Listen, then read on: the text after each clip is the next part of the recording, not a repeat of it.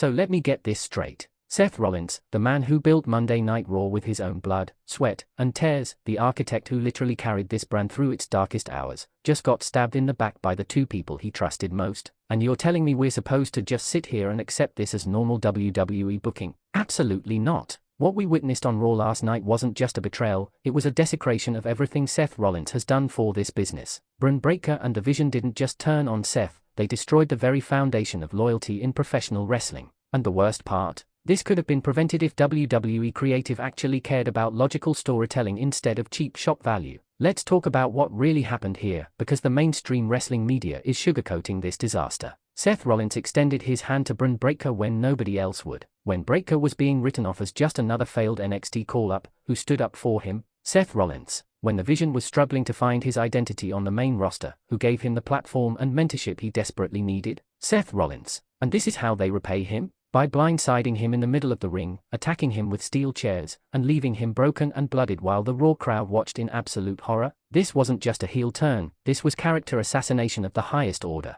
Here's a question for you: do you think Bron Breakker's betrayal was justified, or was this just terrible booking? Drop your answer in the comments below, because I need to know if I'm the only one who thinks this makes absolutely zero sense. Now, before we dive deeper into this absolute travesty, we have a quick request for you. We are constantly working to improve our content to earn your love and support. That's why we would truly appreciate it if you could take a moment to leave a like on this video, subscribe to the channel, and hit the bell icon so you never miss an update here on Wrestling Zone Insider. Let's break down exactly how this betrayal unfolded, because the details make this even more infuriating. Seth Rollins came out to address the Raw crowd about his upcoming match at the next premium live event. He was cutting a promo about trust, about brotherhood, about building the future of WWE. The irony is so thick you could cut it with a knife. Bron Breakker's music hit, and initially, the crowd thought he was coming out to support Seth. They had been teaming together for weeks, showing real chemistry, building what looked like a genuine bond. The Vision appeared shortly after, and for a moment, it seemed like we were about to get a powerful statement of unity. But then the unthinkable happened. As Seth turned his back to acknowledge the crowd, Bron Breakker leveled him with a clothesline so vicious it nearly took Seth's head off.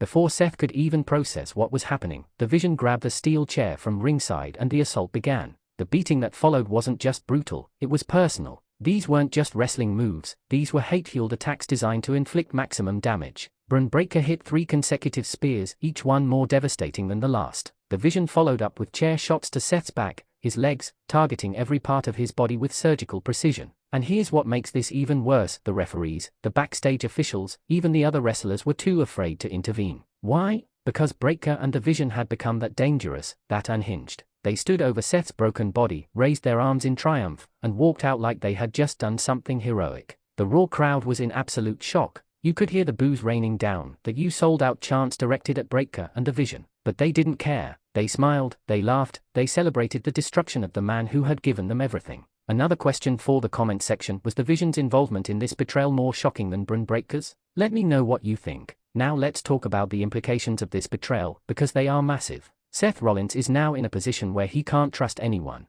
His allies have turned into his enemies. The man who once led the Shield, who survived betrayals from Roman Reigns and Dean Ambrose, now has to deal with this. But here's where WWE Creative has really dropped the ball. There was no build-up to this. No hints, no subtle character changes, no foreshadowing whatsoever. 1 week Breakker and the Vision are Seth's loyal partners, the next week they are trying to end his career. That's not good storytelling, that's lazy writing. Professional wrestling is built on emotional investment. We invest our time, our energy, our passion into these characters and storylines. When a betrayal happens without proper build-up, it doesn't create drama, it creates frustration. And that's exactly what we're feeling right now. Think about the greatest betrayals in WWE history. When Seth Rollins turned on the Shield back in 2014, there were weeks of subtle hints. When Roman Reigns turned heel, it was the culmination of years of storytelling. This was thrown together with zero respect for the audience's intelligence. Bron Breakker had the potential to be the next big monster heel in WWE, but instead of building him up gradually, instead of giving him a legitimate reason to turn on Seth, Creative just flipped a switch and hoped we'd go along with it. The Vision's involvement is even more baffling because his character had just started finding momentum as a babyface. Here's another question that I need answered: do you think WWE can salvage this storyline, or is it already beyond repair? Your thoughts in the comments. The aftermath of this attack has been equally frustrating. WWE reported that Seth Rollins suffered multiple injuries including bruised ribs, a potential concussion, and severe back trauma. has been written off television for an undetermined amount of time, which means we're losing one of Raw's top stars because of a poorly executed angle. Meanwhile, Bron Breakker and Division have been positioned as the new top heels on Monday Night Raw. They are scheduled to face the Raw Tag Team Champions in the coming weeks, which suggests WWE is going all in on this partnership. But here's the question nobody at WWE headquarters seems to be asking: why should we care? We have no motivation for this betrayal. We have no explanation for why these two men decided to destroy their mentor. All we have is shock value, and shock value without substance is just noise. The wrestling community has been divided over this angle. Some fans are praising it as a bold move that will create fresh matchups and storylines. Others, like myself, are absolutely furious that WWE has once again sacrificed logic and storytelling for a cheap pop. What makes this even more painful is that Seth Rollins doesn't deserve this treatment. Not the character, not the performer.